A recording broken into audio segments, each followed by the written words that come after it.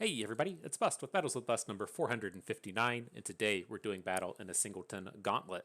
And so, we're starting to play through these Heart of the Huntress Variety Patch Singleton Gauntlets, and we are pretty assured that Cosmic Call is going to be the defining card of this new format. As the previous Singleton formats have come and gone, we saw tons of kind of, say, Victor-based Mount Targon style control decks, which we're currently seeing a lot of in Eternal right now, all housing the Cosmic Call, but also Victor Seraphine style decks that can very easily fit in a small invokes package. And so I expect the Cosmic Call to really make its impact here and make it known. But the things that I don't like to see with Cosmic Call are what we kind of did in our previous video, to where we were trying to do too many things all at once. We were trying to play an Invoke deck with Cosmic Calls. We were trying to do some landmark themes. We were trying to get the Cobra combo going within it.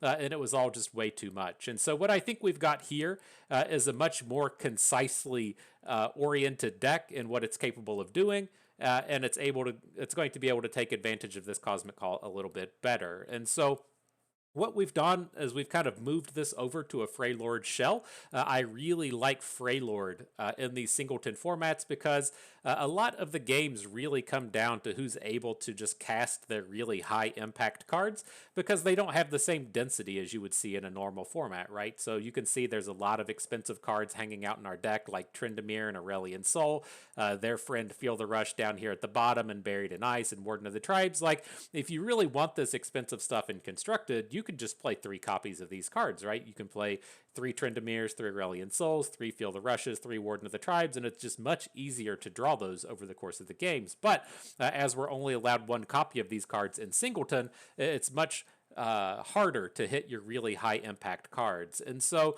I like to make sure that our deck can do some really powerful stuff, even if we're not in the state to where we've drawn Aurelion Soul and we're not able to play or anything. And so that's what I really like out of this Freylord package. We have the unit boosting stuff like Avarosian Hearthguard and Glacial Saurion, Revna. We have Spirits Unleashed running through here, and then of course Warden of the Tribes up at the top end. So as the game progresses, if we run through one of these game flows to where we just don't draw enough expensive stuff, or we draw something expensive and the opponent has a vengeance or something to answer it, we still have a lot of really high impact plays for the remainder of the game, because all of the plays in our deck are now high impact with all of their additional stats. And so I like that as being kind of the core of the deck. That's what we're really trying to do well. And then kind of off to the side in the kind of flex spots, that's where we're starting to see some of the ramp cards that we have in here. That's where we're going to start seeing some of the invoke-based cards in here, to where they're just augmenting and assisting with this core theme of having just really strong units along the way. And then if the game does progress to where we've ramped up into the late game, maybe we could just push ahead with some of our expensive spells there, but not necessarily be completely reliant on it. And so that's the kind of main and general idea. We do have a lot of, flexible kind of things out of these factions that we're running. You get Vengeance and Atrocity and Piercing Darkness as good removal spells by jumping into Shadow Isles. We get a lot of good interactive value cards like Rekindler and Revna that just draw stuff and then boost our units along the way. And then a lot of great early game interactivity in here with the likes of Quietus and Soul Harvest and Vile Feast to help us limit our opponents if they're trying to play aggro decks against us. And so this is it. That's the deck we're doing battle with today. But before the battles begin, you know what we got to do. We got to come out and pay that pay to win price. And I had it like in my head what we were going to level up earlier, and then it left me. Soul Harvest. That's what it was. I've had in my head like as we just kind of came away from the Runeterra Open, like I always run into this spot to where Thresh Nasus and Nasus based decks are just like such a huge pain to everything that I'm trying to do. And it's like I've just kind of convinced myself that I have to kind of jump on that Nasus boat. I have to, like, as the next Eternal season gets here, I have to give like a wholehearted effort to playing Thresh Nasus and seeing if it's something that I can really like wrap my head around and enjoy. Because there's a lot of people out there in the world that just say Thresh Nasus is a aggro deck that tends to have this Nasus package at the top end. And if that's the case, that's something I really want to be something I really want to be a part of my life. But when like Thresh Nasus was at its peak in constructed and standard, I was out there playing expeditions, and so it's not a deck that's really in my wheelhouse. I don't have a lot of experience with or against it, and I want to change that as the upcoming formats get upon us. And so Soul Feast has been on my head, but nonetheless, end of the game we're actually playing here. This is again a Targon PNZ deck that we kind of mentioned to earlier. Their additional cards are going to be coming from the Bilgewater faction. Not entirely certain why they'd want to be diving into Bilgewater, but I'm sure we'll find out here soon enough. But I assume this is going to be a Cosmic Call deck with Victor and the like running through. Maybe he's just playing Bilgewater for Twisted Fate. Like that seems just like to me it's just about the only reason to want to come out and play Bilgewater. Alright, so opponent's not doing anything. I feel pretty good about just ramping at this point. Like, we can add the Rimefang Wolf, but then opponent's just not going to play any cards, right? So we'll just get in for 3 damage and not really get that far ahead. But if we get to drop the Winter's Touch this turn and then next turn start in with Glacial Saurion, we got a lot of improvement from that point forward, and then we still have the mana to play Quietus. I'm pretty happy with that. Less happy to have opponents Spell Thief our ramp spell, but kind of is what it is. I was thinking in my head if I wanted to actually include Spell Thief in this deck. I decided against it, but it was on my mind as a if your opponent Cosmic Calls and you don't, you have that opportunity to drop that one down. But all right, there's old Steve. We drew another ramp card, so let's just go ahead and go for it. I mean, this is the main idea I had with this ramp coming in with the Cosmic Call deck is like just exactly what we're seeing in this game, right? Opponent hasn't done anything. They've added Twisted Fate. We're at no threat of dying. And so if we're just going to sit here and stare at each other and try and do ultra powerful stuff, we might as well just ramp, right? That strikes me as just being incredibly strong. So we'll see. Not bad. Pick up Sejuani. We'll definitely be looking to feel the rush here on 9 mana. I guess calling it turn 9 at this point isn't entirely accurate. No fear. Good. Cat's kind of freaking out behind me. We've got this new kitty tower back here. The ramps on it or the steps up. They're not like too small. Like I know I mentioned like it was a real pain point in my life maybe about a month ago. I ordered a new kitty tower and it had like hardwood floors on it. And if you've ever seen a cat like take a corner on a hardwood floor, they just fucking keep going and slide right into the wall. Well, that was what was unfortunately happening with the kitty tree, except vertically. And so my cats were trying to climb up the kitty tree, hitting the hardwood portions of it, and then just falling off. It was like I immediately just had to return it back to Amazon and like tell them this is like fucking stupid. Why would you ever sell this? Like it's very aesthetically pleasing, I give you that, but effectively it was pretty dumb. And I think we got it fixed from that point forward. This new tree's kind of good, but they haven't really figured out the smaller steps completely. But back to the action here, less kitties in mind. I mean, we could try and quiet us down this Victor. We can Troll Chant away his attack so he only has 4 stat, and then go for a Quietus. And I'm not entirely opposed to it. It's not like we're really going to be doing anything else with these cards. And if we do land the Victor here, this is pretty big. And so there's no guarantees. Like there's a handful of combat tricks these decks will play. Like if he has a Pale Cascade, then fine. But like I feel like this is successful just an absolute ton of the time. And then we're so far ahead if that Victor falls. Like he's not doing fuck all with this turn. We can ramp up again with the Catalyst of Aeon, still take the full 3 bank into the next turn, and then drop our Feel the Rush. I dig it.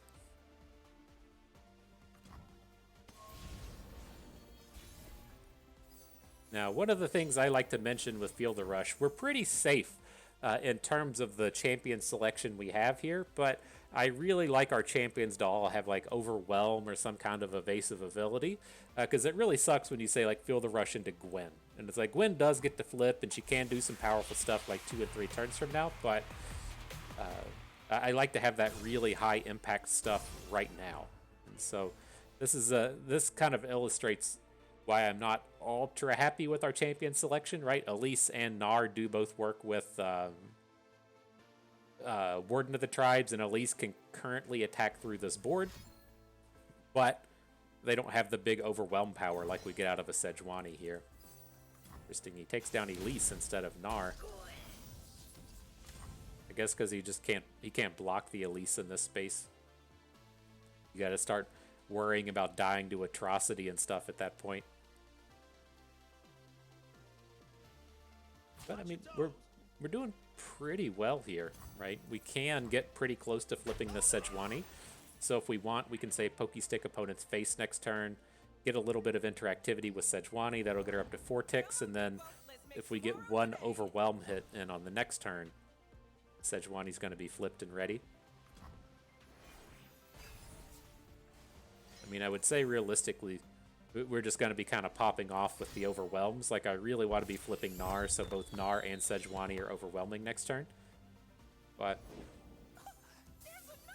let's see.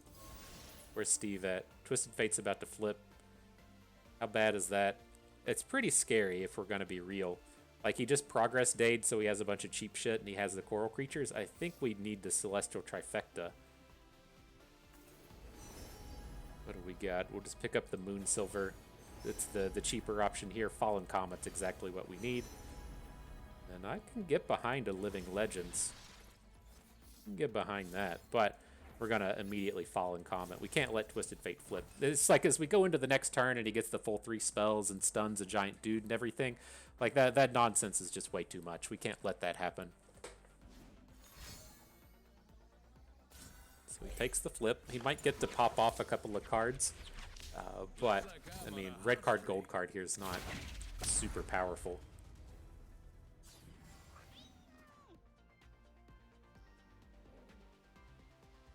But the bummer here is we don't get to flip our Gnar.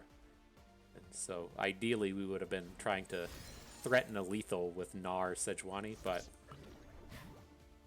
didn't quite come together. Eyes open.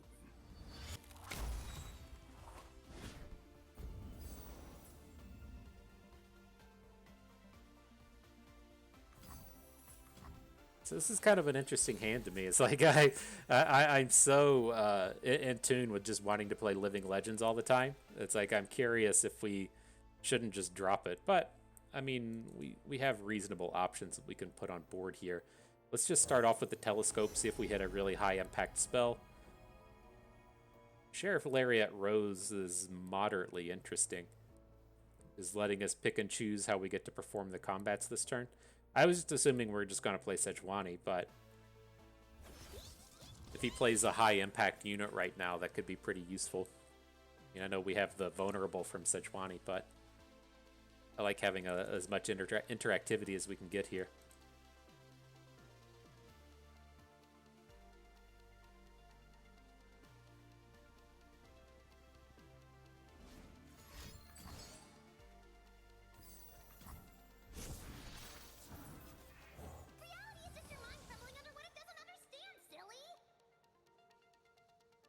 Let's get to battle, Zoe. You did not survive. Sad day for you.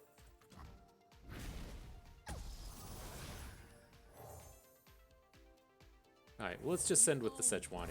Like, these units all suck, right? when you have the Sheriff Lariat Rose, you want to be like, okay, I'm getting your action and your Samira and another champion. Like, these cards are just all meaningless, and so let's at least try and send in Sejuani. If she overwhelms this turn, and then we Pokestick next turn, she can be flipped and stuff, and we can have a flipped Gnar, and so lots of potential power there.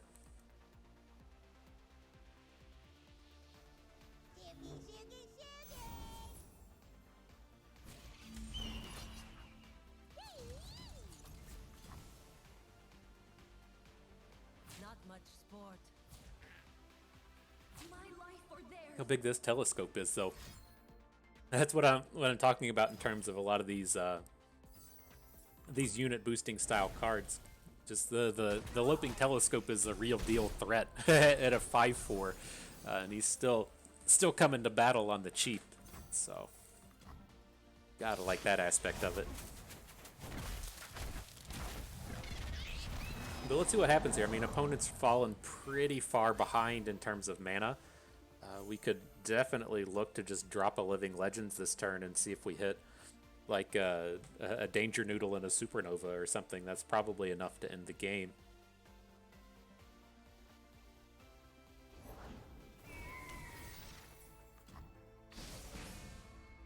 Gonna continue playing cards we don't care about.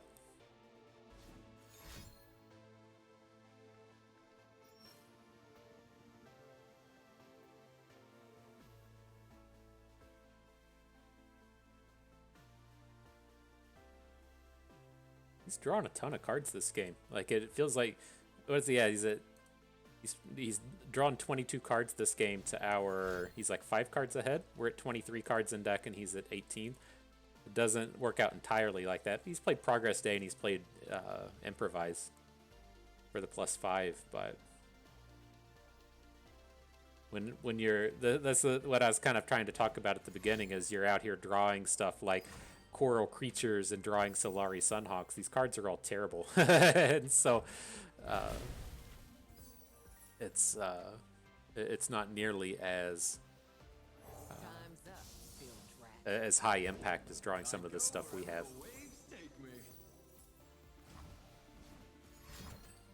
Cosmic Rift. Dang. I was hoping that we would be able to just star shaping through whatever he was going to try and do to kill one of our units.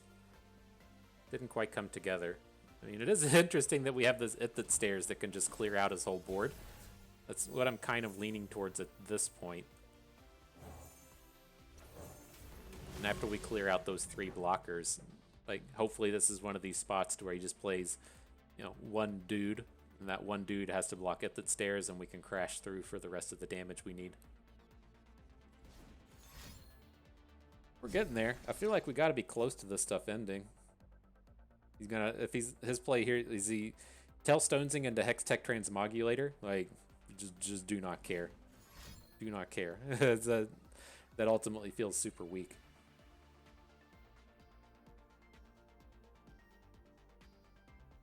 Like that is a pretty hefty 6 mana to be spending.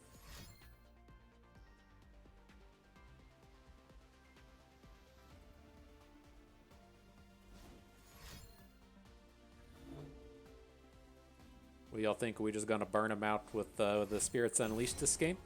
Is that how we're gonna end it? Get that 1 point of damage in. I miss this card so much. Like I feel like the biggest mistake we made over this past Eternal season was just not playing Spirits Unleashed. I don't think I played a single game of Eternal with the Spirits Unleashed in our deck. That's embarrassing. That's embarrassing. We should have found something for this, right? It's such an interesting card in the sense that as you look at all of like the Zoe decks that run through this season and all of the generating that you do of Danger Noodles and the dog and the 3/3 elusive and stuff, like the Spirits Unleashed giving all of those units the bonus is pretty powerful. Like I'm curious if there wasn't a space to where, you know, you try to bring your P and Z deck, and then you bring your Zoe like Samira deck, and then if you're trying to bring a third Cosmic Call deck, you look towards Freylord, and maybe you look to use the Spirits Unleashed. I don't know. Maybe that's the deck that wants Zoe in it, but you can still play like Samira in the deck without Zoe or something as a third option. Maybe that was something to investigate. All right, next battle. Fantasy football season's getting here. Y'all excited for that? I got a draft today. I got a draft tomorrow. And then tomorrow the Chiefs play the opening game of the season. It's so hype to get ourselves primed and ready for all this football. We watched the movie 80 for Brady last night. And let me tell you, that was a movie. It was certainly about 90 minutes long. It had characters in it.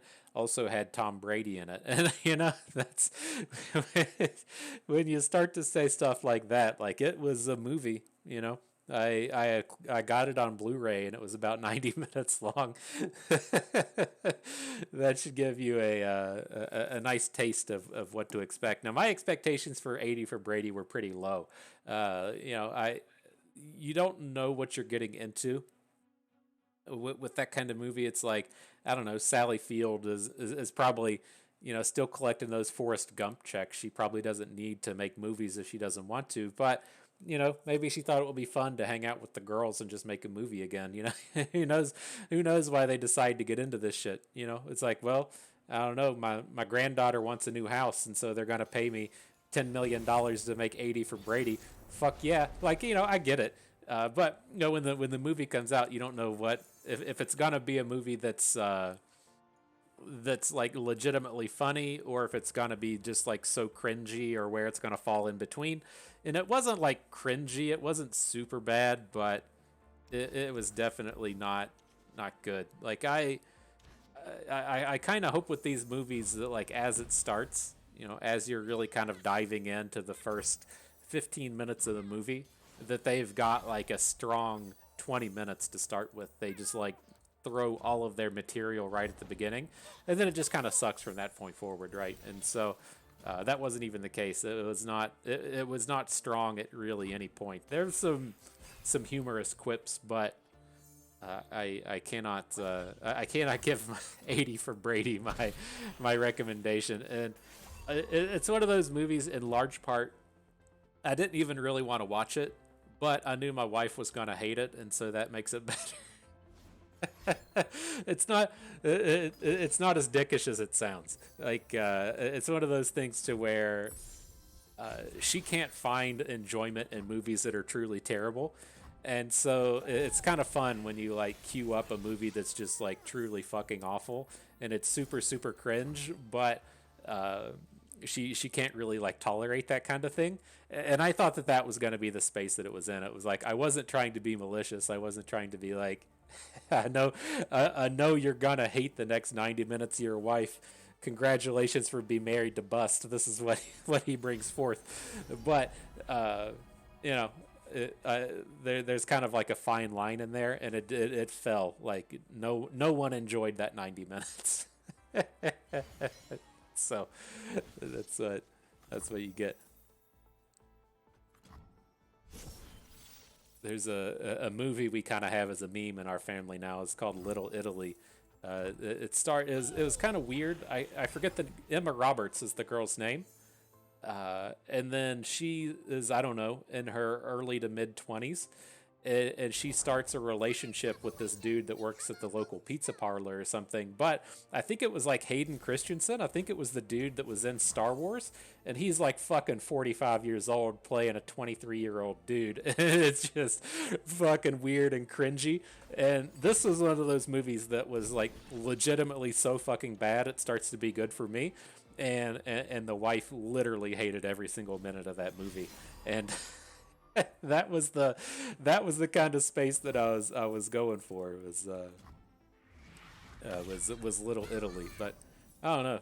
As the words come out of my mouth, I just kind of sound like an asshole still, and so maybe I'm just doing some self-reflection in this video and learning how my life actually is. What life's like when you get to spend time with Bust. Ugh, doesn't sound that good. doesn't sound that appealing. But alright, this is what our deck wants to do. Opponent isn't doing anything. That Fleet Admiral Shelley had some opportunity to be scary, but we got it off board pretty quick. Our hand doesn't really do anything after this, but I mean, we have a Cosmic Call into a 3-bank next turn. This feels like a pretty easy Cosmic Inspiration, and I think we're just going to run away with this from here. Our Feral Mystic is going to pop next turn, and then giving everyone +2/+2 should be enough to carry us the rest of the way. I've never met anyone like you. Well, I don't think we should have taken the Obliterate. It's like as the opponent starts to flood the board like this, and like, maybe we should have taken the Cosmic Rays to clear all this stuff out. But I don't know. I feel like once we get a 5/4 Fangs on the board, we're not going to worry about our health total anymore.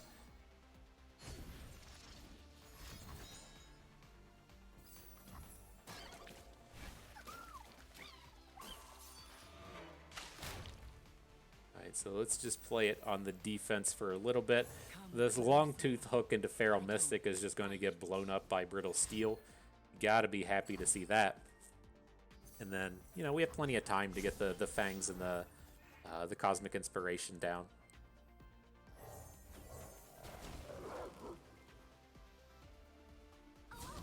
It's like all of our dudes immediately outclassed all of his dudes. It took no time, and we haven't even played our spell yet.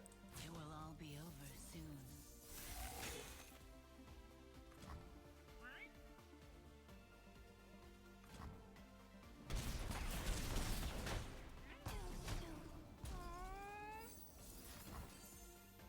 Oof. Sounds kind of dickish, huh? Just picking out the movies you know she's not gonna enjoy. I gotta reevaluate my life, man. Aye, GG. It's the self-awareness that's important, right? The self-awareness.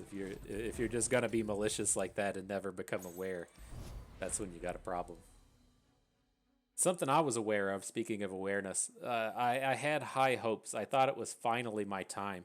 I walked by like the lottery vending machine over the weekend, the Powerball, the jackpot, $420 million. I was like, God, I've prepared for this my whole life. This is going to be so awesome. Not only am I going to be fucking rich the rest of my life, I get to just meme off this 420 million like every conversation I get in. It's gonna be amazing. Gonna be amazing. And I completely whiffed. I don't think I even hit a number. Maybe I hit one number across all of the picks. It was brutal and sad. I was so ready. I was so ready to fire up the old YouTube. Say, hey everybody, it's bust. I'm fucking rich now. I just won $420 million, and I feel like as you come out and say something like that, that's one of those things where people won't even take you seriously. You know, you say, I won $69 million on the lottery, and they'll just say nice and tell you to fuck off. And so that's probably the way you want it to be anyways. It's probably the way you want it to be. You don't want people to know you got those fat stacks of cash running around. But I'll let you know, I didn't win. Such a bummer. I was so ready just to have that line locked and ready, queued up for the rest of my life. Didn't happen. Alright, what do we got here? Opponent's not really doing anything. Sure, let's take a ramp. If we end up losing our Zoe on the turn, that's fine. I mean, we had the tools to protect her, right? We have the Tellstones to give her 3/3, whatever. I just don't think we care. I think our hand is strong enough to not worry about it.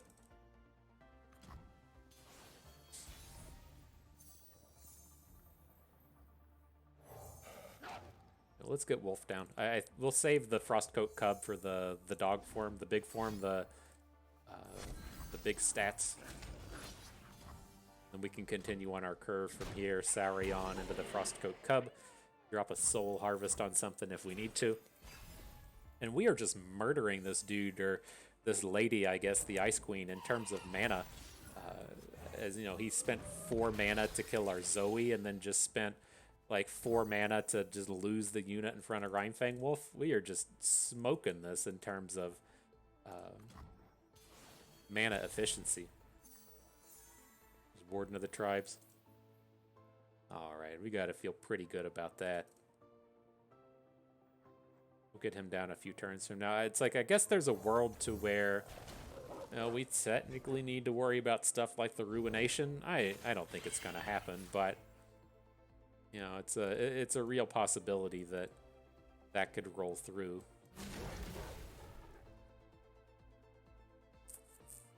Let's just save the Saurion. Like, I don't want to spend mana on spells that we don't need to. Like, I don't care about this Wraithcaller. I don't want to spend any spells on Wraithcaller. And as we roll into our next turn, like, we're gonna go Elise Sejuani and then Warden of the Tribes. Like, as long as we aren't dying, everything's gonna be okay.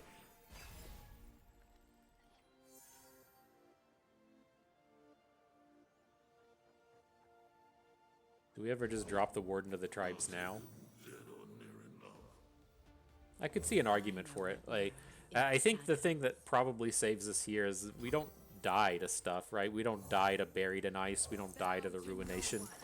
And so it's like, Buried in Ice would be the ultimate bad play for us, right? We play Warden of the Tribes. He says LOL buried in ice, and then he gets to swing back. But like he doesn't even have the stats on board for a lethal behind that. So I think we're safe just dropping the Warden and getting a run in.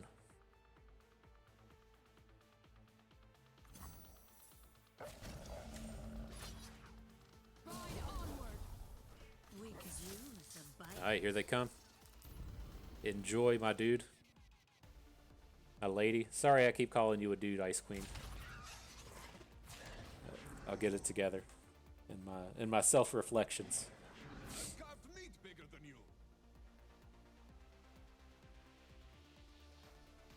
Alright, looks like neg 32 into 19.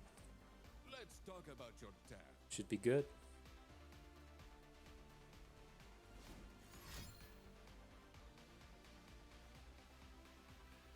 What do we got? It's going to be a harsh winds coming in. I mean, there's certainly ways he can get out of this lethal, but I mean, I don't. It's pretty challenging to win the game from this point forward. Okay.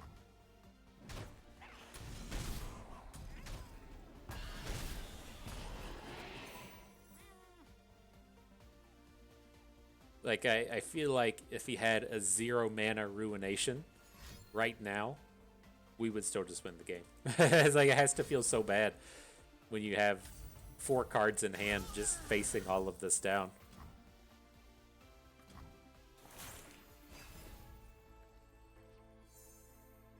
Is Ari the Ice Queen? Is that who that is? Is that Ari on the KDA card back? I have always wanted to kill Can't. a demigod. Can't tell. I bring the storm. Strike Alright. them down. Rip Frostcoat Mother. You fought hard. Could have saved you, but chose not to. It's sad day for you.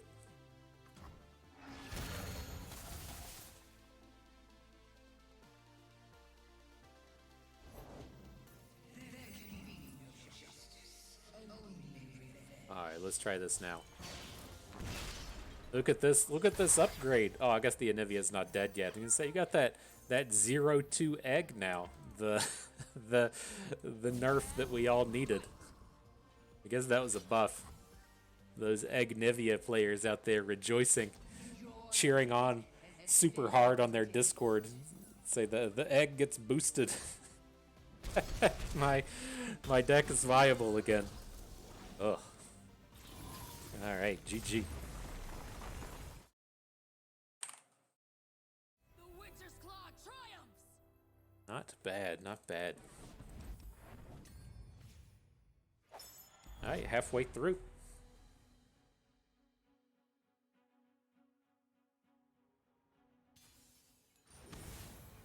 What do we got here? Jhin. Jhin with some Bilgewater in it. So this just has to be pretty aggressive. I actually worry about matchup like this a fair amount. So I think we just want to get rid of everything. Troll Chant, you know, if we had a unit in hand, we could consider Troll Chant, but ew. Ew. I don't know, man.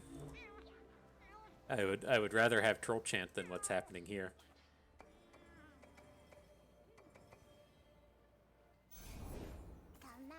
He's got the turn 1 Annie. Just off to the races. Ooh. Alright. Not a great start. Now, to me, the cards that really make Jhin any kind of powerful really come from the stuns. And so we at least don't have to worry about it as much in that sense. We shouldn't be running into too many of these games to where opponent comes down and they're like, LOL, here's the stun bird into the stagehand, and now you just can't block. Like I don't think that kind of stuff will be nearly as common in this space, so I don't worry about it as much, but this is still definitely a powerful hand rolling through. But with this sequencing, I think we want to just take the damage. We'll play the Wild Mysticism here. That's going to take us up to 5 crystals next turn. Next turn, we can play the Saurion. It's not going to get any boosting, right? The Feral Mystic doesn't have a subtype, but we're starting to kind of catch up on board. And then if we roll into the next turn and he open attacks, we can Vengeance. If he doesn't, we might find some kind of other way to get a little bit of catch up happening here. I mean, there is a very real chance that we would want to just 3-bank this turn and then try and Buried in Ice next turn. But I think picking up Quietus, that's probably off the table. Join the hunters, they say. The other thing I'll note here, we don't want to be making trades, so I don't want to be attacking with Feral Mystic into this board, because opponent's going to be, you know, pretty easily able just to fill out the 6 units. But, oh shit, we didn't play our Quietus. We should have played it. So I feel safe attacking with Saurion, but I don't want to attack with Feral Mystic. Alright, we didn't really get punished for the no attack. I mean, do we want to let's just let this Annie go. Right? The big damage source the opponent has right now is the Battlecaster, and it's like he hasn't really indicated that he's playing a very heavy like Annie Jhin deck. We're on, what is this, turn 5, turn 6, and he still hasn't really landed on getting Annie anywhere near flipping.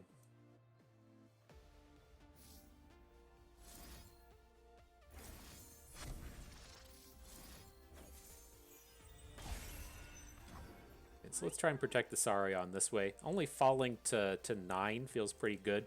We do have that 5 points of heal in hand, and Nox and Guillotine. Okay.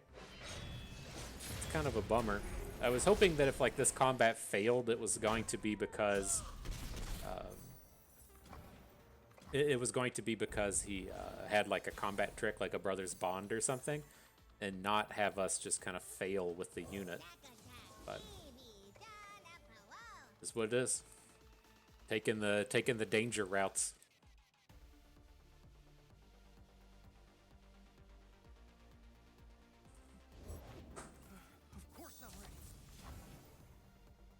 But we could still maybe find ourselves dropping a Buried in Ice next turn. I was curious if he was going to just throw the Blade Squire in front of Gnar as a way to...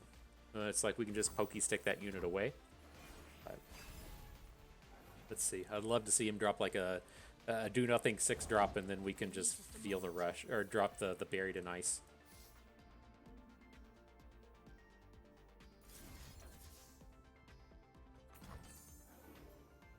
This is dangerous. There shouldn't be enough combat tricks to where that fails a lot, but if he ever has, you know, the thing, what's it called? The thing that that gives the Sharpened Resolve. Like if he has a Nox and Tailstones into Sharpened Resolve and the unit survives, then we just outright lose the game at that point.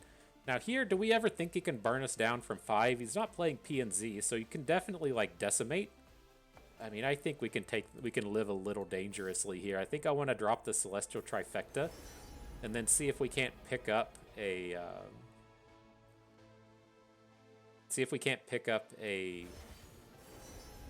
Golden Sister. There she is. Get that lifesteal going. So, you know, non-zero chance that we just get outright killed here. But like, I got to imagine if we make it into this next turn, we are going to ultimately just be so super safe. I don't care if Annie flips here. That's not a big deal. Golden Sister's the big deal. So now it's like he can play some kind of card to get Annie to flip and pick up Tibbers, but I don't think that's super scary.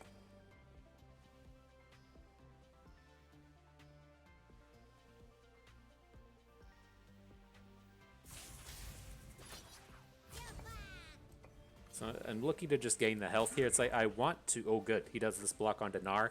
I don't care if we lose Gnar. I want to gain the health off the Golden Sister, and then I want to Vengeance out Captain Farron. But, like, I don't want to give him the opportunity to play a skill and then get to flip the Annie and get Tibbers. Like, we need to get this attack in now. Beautiful, beautiful, beautiful.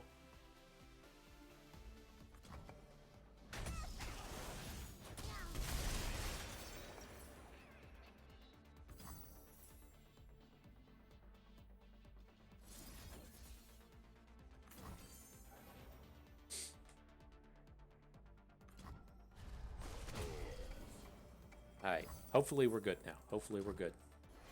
Like, the decimates definitely aren't enough at this point, and we can heal through with star shaping.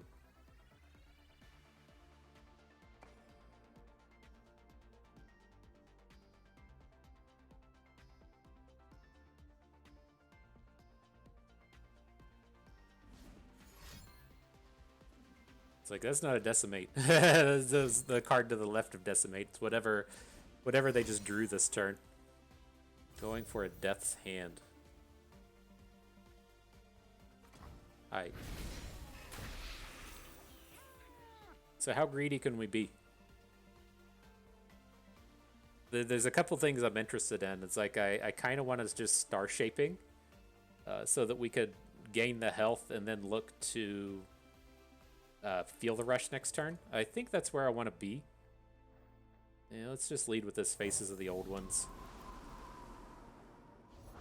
I'll shoot the wings off a bilge wasp. Take down the Crackshot Corsair before he can get an attack in, prevent the damage. Yeah, we're just picking up all the Feel the Rush targets.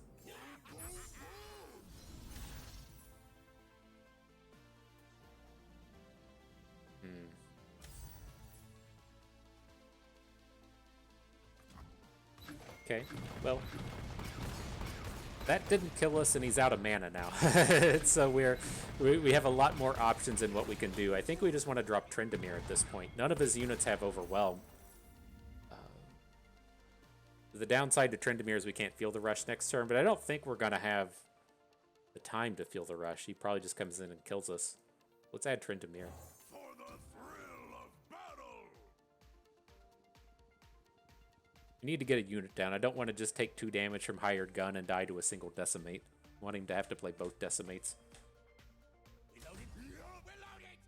Ooh.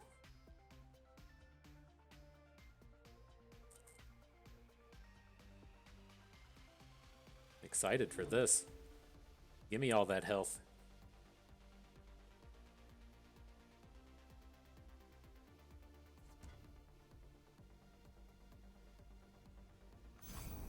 Alright. Decides against it.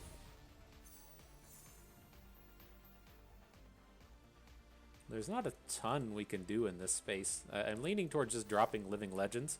It's not a very good one. But if we hit some cheap cards in here, that would be cool. If we hit another lifesteal unit, that would be cool. It just we need stuff to do, and we're in this kind of awkward position to where a lot of our hand only lets us play 1 card, right? I don't want to play Spirits Unleashed. Star Shaping, that doesn't really do anything, and I feel like this was a pretty reasonable addition to our cards with the 0 mana Danger Noodle, the Messenger, and the Warrior.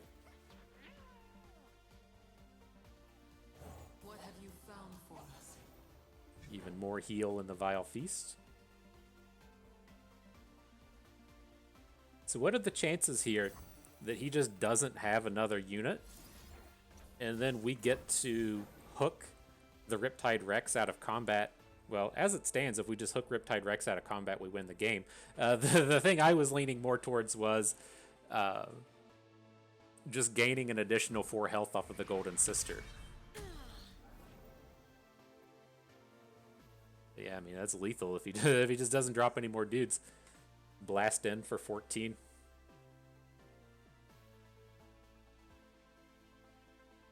We got our Celestial Reptile on the board for for the Warden of the Trides, should he turn up.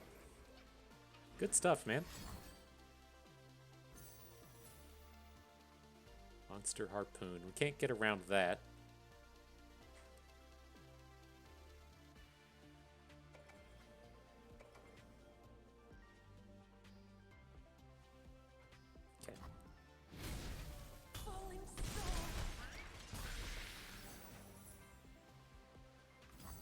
Frown Town.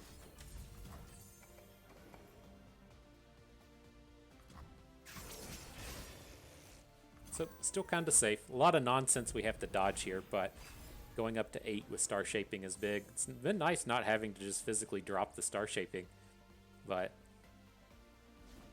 it's like as we're approaching lethals with things like that attack and Spirits Unleashed potentially ending it, it's been kind of a bummer.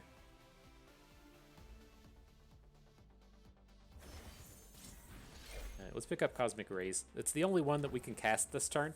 Like I'm not certain, how we lose this game, but that would be a potential way if he's going to flood the board with like Mariah Warden and another dude or something.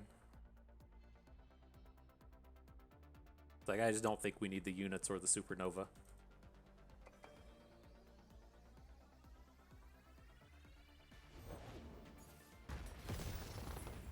Can't cast a Tybalak.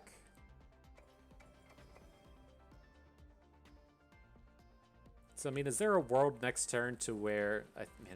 let's just add Ithid Stairs. I guess we could add Revna instead.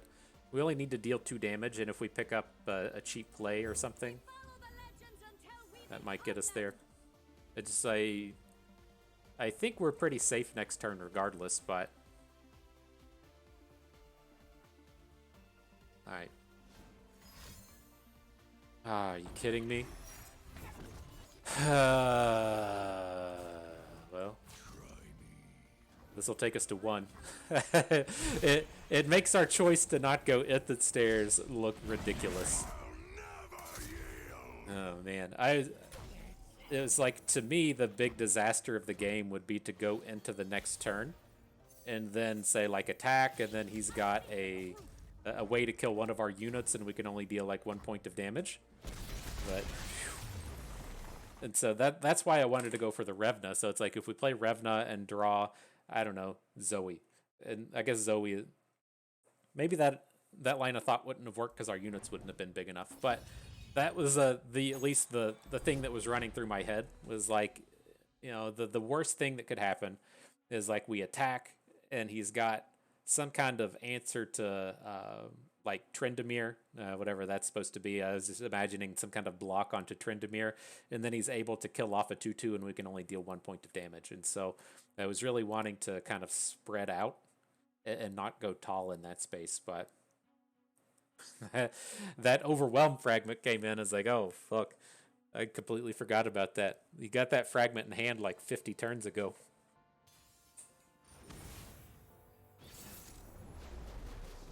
All right, another aggro number here. This is the tokens deck with the Sand Soldiers in it. This is another one of these spots where I'd really prefer to have some more early game units. Picking up Elise is pretty choice. The Spirits Unleashed has a lot of potential in this match. The opposing decks tend to have a lot of shitty units at the turn start, and so you'll have like a Sparring Student and a Green Glade Duo on board, and you get the chance to clear those out with the Spirits Unleashed. It can be pretty big.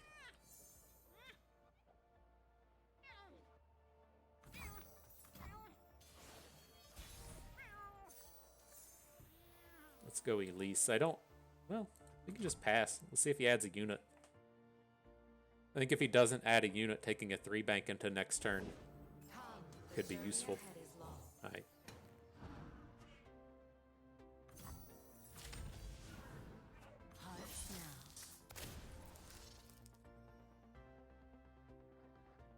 Kinda turns out the same. If we were wanting to Winter's Touch next turn, we could do it either way, but...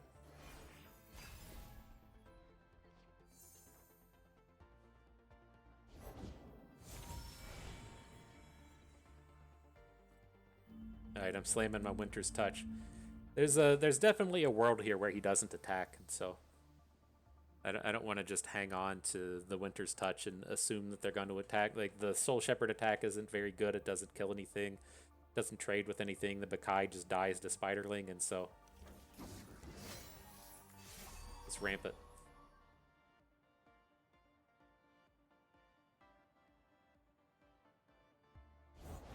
The party never ends, nor its spillage. Allow me. Right, we're gonna just Spiderling aggro this game, huh? So here it comes. This is one of these Spirits Unleashed I was talking about, getting the clear on 2 units. Then all of the units Elise summons from this point forward will get the bonus as well. Good stuff.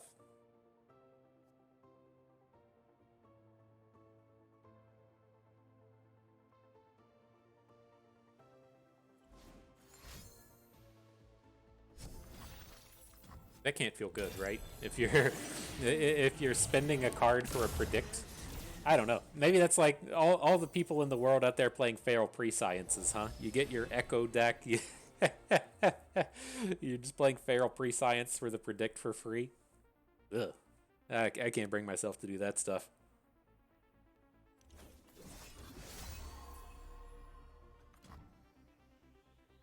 Alright, well, you denied our attack. Good job, Mr. Bakai. My name will echo through the ages.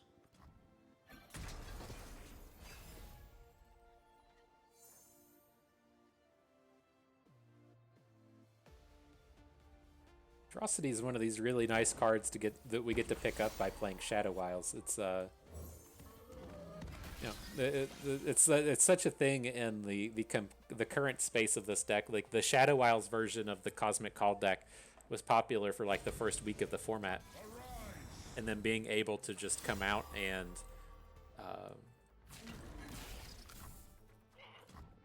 like Atrocity, one of the giant units. It's kind of an interesting thing, but it kind of fell off pretty quick. But nonetheless, with that attack, I just want to prevent this damage. The opponent's hand doesn't really do enough. We've got all of our units boosted for the rest of the game.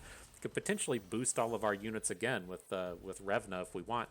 And I just the way that we'll die is if we just get a little careless with our health total. I don't think we have to carry about value at any point through the remainder of this game. So let's just start. Send him in. If the shadow's in the brush, like all of the flips will get into combat with the Elise, but I don't really care. We can just get Elise back with the Rekindler if we really want. We've got the Troll Chant in hand to win a combat if we want. And looking to just get the opponent to spend some mana on bullshit that doesn't matter, and then we'll Soul Harvest out the Azir. Call it a day.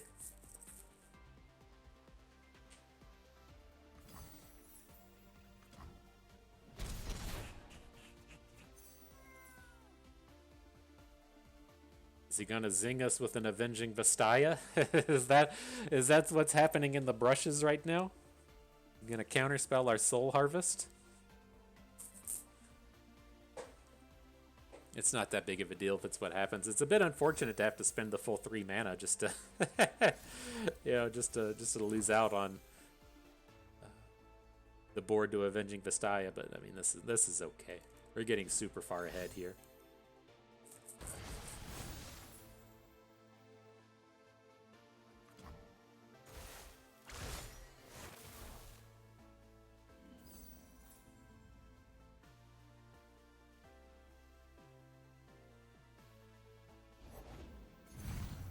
Darkened Fan.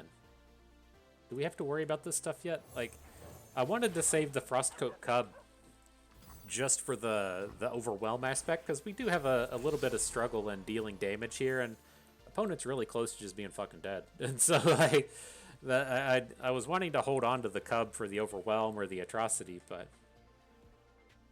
I think we'll be, like, as long as we make it through this turn right now, we're going to be fine, and the opponent just doesn't have enough. I guess you could play Hecarim, and Hecarim would be kind of scary, but I think we're safe.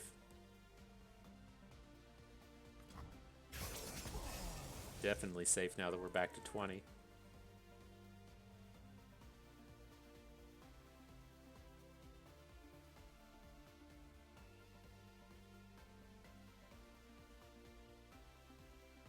Here I am. It's 15? Where's all this shit coming from? I see 7 on board, but then it says 15 on the bottom. I guess he's got the Darkened Fan? Oh, the Darkened Fan and the Emperor's Diaz. Okay. Gotcha. Swift, silent. Then we'll just come in and block some of this stuff. Not that big of a deal. What's your hurry?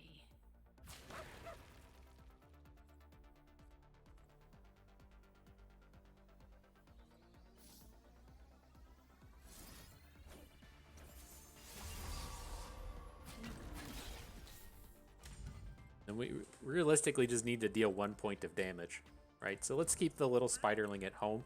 I like the troll chant here. It keeps him from gaining that full bit of health while still keeping our Saurion alive. Now we can just swing for the fences and should be good to go. Fucking dragon ambush. Card's annoying as shit.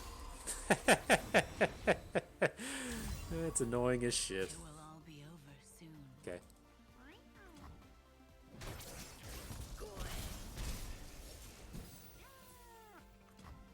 Alright, so are we going to go big here? We have this opportunity to just play Feel the Rush. I mean, now that opponent's back up to 1,000,000 health off the Dragon Ambush, and opponent only has he had 1 card in hand at the start of the turn, it doesn't feel super likely we're going to get denied here. But that's the space to where this game is just disaster mode, right? I've fallen prey to this so many times playing Constructed to where I'm just like, ooh, I'm just going to play Feel the Rush. And if opponent has that one answer, you're just so dead. And so, I mean, it probably was pretty realistic here to just play the Rekindler and get back the Elise and play this game just a little bit slower. But, I mean, come on. That's not as exciting, just taking the slow route, huh? You gotta come out and feel the rush. That's the best you got. Alright, block.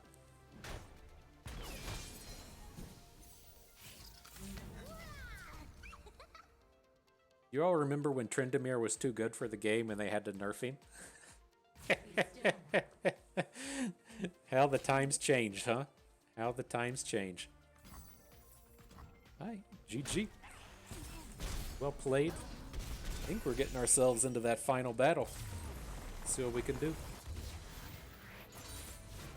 That was super fun, and I gotta say,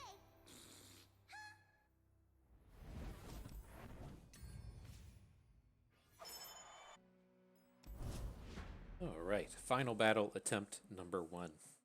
Man, this was kind of a bummer today. I guess it was, because of the holidays out here in the Americas, with the Labor Day and Riot getting the day off, that might have delayed the release of the spoiler season. But I thought the spoilers were supposed to start yesterday for you all as this video is released, but didn't happen. They didn't turn up. What do we got here, though? Yuumi, Action, Kaisa, Udyr, Zoe, Aurelion, Soul. I just assume as we see Targon in the deck, it's probably got Cosmic Calls in it. But then this is usually kind of like a strike-based Udyr-style deck. So we'll see what the opponent actually brings forth.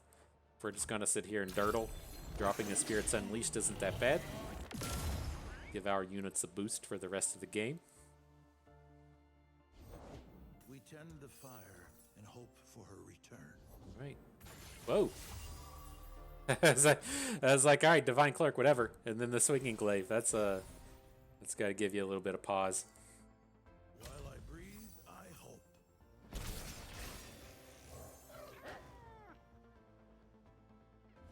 Man, if we get the time to drop this Revna on board, all of our dudes are going to be so huge for the rest of the game. Goes tough. Nice. I was hoping he wouldn't be able to brittle steel, right? This is going to be the main way our wolf gets to win this battle. I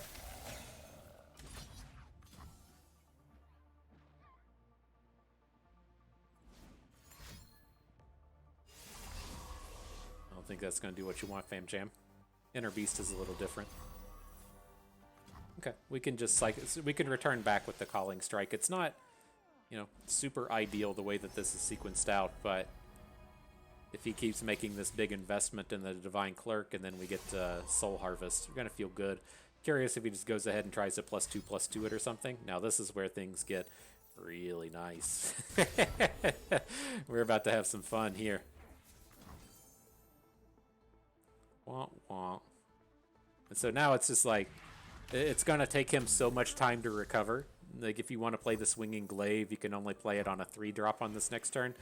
And as we come in and drop Revna, all of our units having the 1/1 from the Spirits Unleashed and now also the +3/+3 from Revna. It's Like, everybody is just a monster at this point, right? Like, just get 6/7 Frostcoat Cub ready to come in. We can summon some 5/5 Vile Feast. So I guess the Vile Feast don't get the bonus from Revna, but story still stands.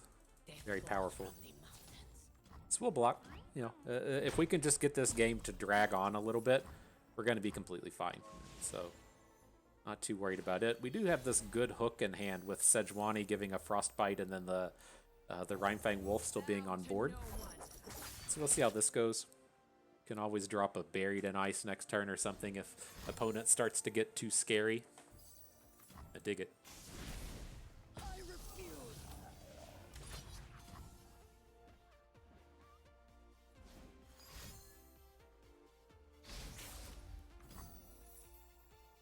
Goes for the Hush on his own unit. That's fine.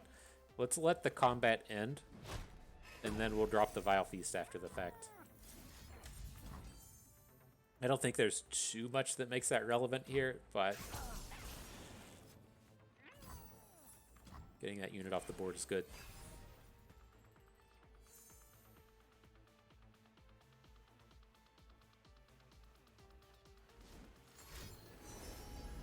Oh.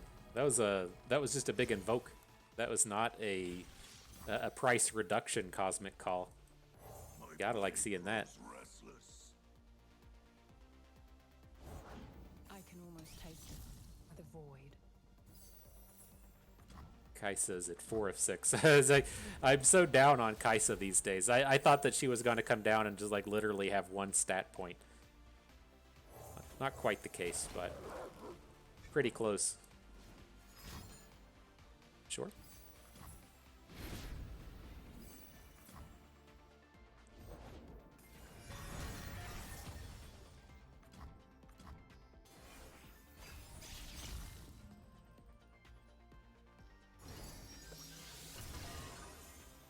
There's our cosmic call.